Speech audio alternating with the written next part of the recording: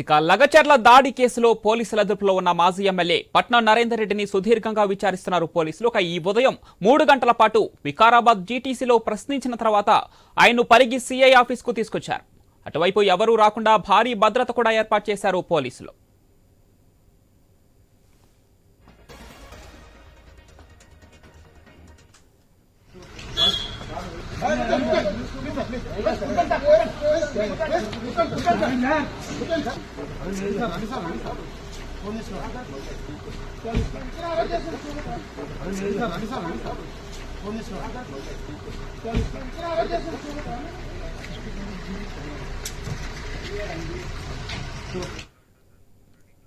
లగచర్ల దాడి కేసులో పోలీసుల అదుపులో ఉన్న మాజీ ఎమ్మెల్యే పట్నం నరేందర్ రెడ్డిని సుదీర్ఘంగా విచారించారు పోలీసులు. ఈ ఉదయం 3 గంటల పాటు వికారాబాద్ జీటీసీలో ప్రశ్నించిన తర్వాత ఆయన్ను తిరిగి పరిగి సీఐ ఆఫీస్కు తీసుకొచ్చారు. పోలీస్ స్టేషన్ వద్ద భారీ భద్రత కూడా ఏర్పాటు చేశారు పోలీసులు.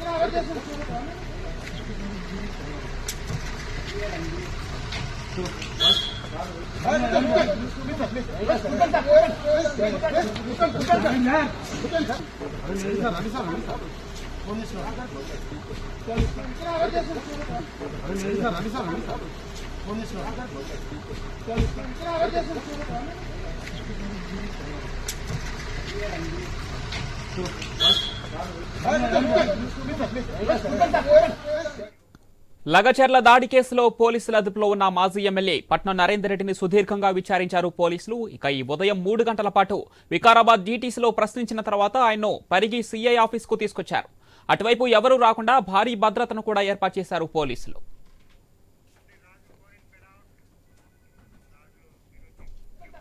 దీనిపై మరింత సమాచారం మా బ్యూరో చీఫ్ రాజు ఫోన్లైన్ అందిస్తారు. ఎస్ రాజు, పట్నం నరేందర్ రెడ్డి విచారణ ముగిసినట్లు తెలుస్తుంది. ఆయన తిరిగి పరిగి పిఎస్ కు తరలించినట్టు తెలుస్తుంది. అక్కడ భద్రత కూడా ఏర్పాటు చేసినట్టు తెలుస్తుంది. ఏంటి దీనికి సంబంధించిన పూర్తి సమాచారం ఏంటి రాజు?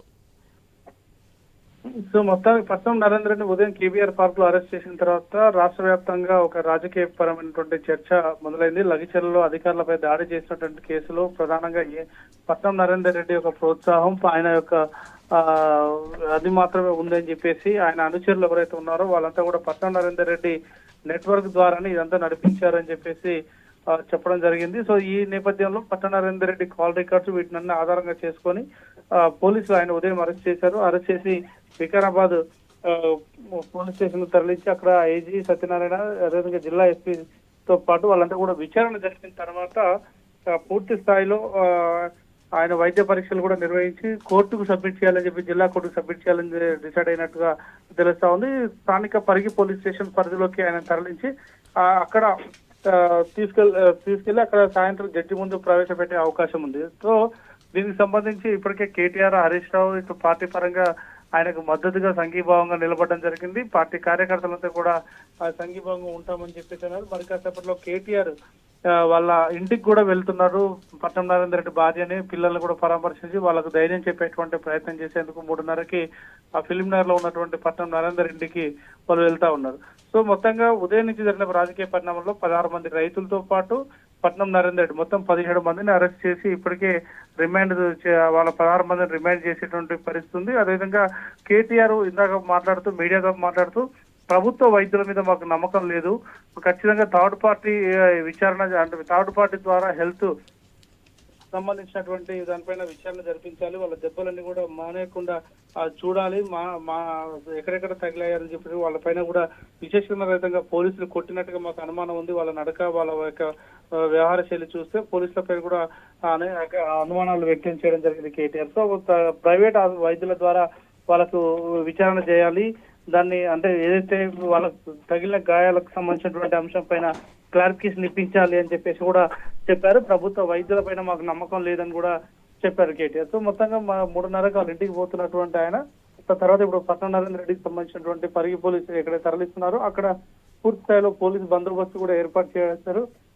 అదేవిధంగా ఆయనని సాయంత్రం జడ్జి ముందు సబ్మిట్ చేసి సాయంత్రం రిమాండ్ కు పంపించే అవకాశం అయితే కనిపిస్తా ఉంది. అయితే రాజు, ఇప్పటికే ఈ కేసులో A1 గా ఉన్నటువంటి భోగమాని సురేష్ కాల్ డేటా ఆధారంగానే పట్నం నరేందర్ రెడ్డిని అదుపులోకి తీసుకున్నట్టు పూర్తిగా క్లియర్ గా తెలుస్తుంది. ఈ నేపథ్యంలో ముఖ్యంగా విచారణలో కూడా ఈ అంశం పైన ఎక్కువగా విచారించినట్టు తెలుస్తుంది పోలీసులు. దీనికి సంబంధించి ఆయన ఏమైనా విషయాలు వెల్లడించారా? పోలీసులు మీడియాకి దీనికి సంబంధించిన సమాచారం వెల్లడించారా? దీనికి సంబంధించిన డీటెయిల్స్ ఏంటి? పోలీసులకు సంబంధించి కూడా వాళ్ళు కొద్దిసేపటి తర్వాత ఇప్పుడు ఇంట్రాగేషన్ స్టార్ట్ చేసే రిపోర్ట్ ఏదైతుందో ఐజీ సత్యనారాయణ ద్వారా బయటికి వెల్లడించాలని చెప్పేసి కూడా నిర్ణయం తీసుకున్నారు. సో అది అధికారికంగా వెల్లడించకుండా కోర్టుకు ప్రొడ్యూస్ చేయకుండా చెప్పేటువంటి పరిస్థితి ఉండదు అనేది పోలీసులు చెప్తున్నటువంటి వాదన. ఎందుకంటే అది ఒక పొలిటికల్ ఇన్ఫ్లుయెన్స్ కేసుగా దాన్ని పరిగణించేటువంటి అవకాశం ఉంది కలెక్టర్ కు సంబంధించిన అంశం. ఎందుకంటే ఈయన కేసు రికార్డు చేస్తే అటు కలెక్టర్ కు సంబంధించిన కేసు కూడా నమోదు చేయాల్సిన అవసరం ఉంటుందనేది తెలుస్తుంది. కాబట్టి పట్నం నరేందర్ రెడ్డి వరకు ఇప్పటి వరకు ఏమేమి విచారించారు, ఏ అంశాల మీద ప్రశ్నించారు అనే అంశం ఇంకా క్లారిటీ రాలేదు. అది బయటికి పోలీసులు అధికారికంగా వివరిస్తే తప్ప బయటకు వచ్చే అవకాశం లేదు. అటు ఈ రోజే కోర్టులో హాజరుపరచినట్టు తెలుస్తుంది. ఈ నేపథ్యంలో ఎన్ని రోజులు రిమాండ్ కోరే అవకాశం ఉంది పోలీసులు ఈ కేసులో? పోలీసులు ఎన్ని రోజులు కోరుతున్నా మనం చెప్పలేము. జడ్జి ఎన్ని రోజులు వేస్తారని జడ్జి విచక్షణకు సంబంధించినటువంటి అంశము. సో కాబట్టి వాళ్ళు రిమాండ్ చేయడం వరకే పోలీసుల బాధ్యత. ఆ తర్వాత రిమాండ్ కు ఎన్ని రోజులు, నెల రోజులు అడగొచ్చు, 14 రోజుల పాటు అడగొచ్చు. తర్వాత జడ్జి కూడా తన అక్కడ కేసు యొక్క తీవ్రతను బట్టి సీరియస్ ని బట్టి కూడా జడ్జి స్వతంత్ర నిర్ణయం తీసుకునే అవకాశం ఉంటుంది. కాబట్టి అది మన పరిధిలో ఉన్న అంశం కాదు. సో మనం జడ్జి ప్రొడ్యూస్ చేసిన తర్వాత ఇచ్చేటువంటి తీర్పును బట్టి నిర్ణయం ఉంటుంది. రైట్ రాజు.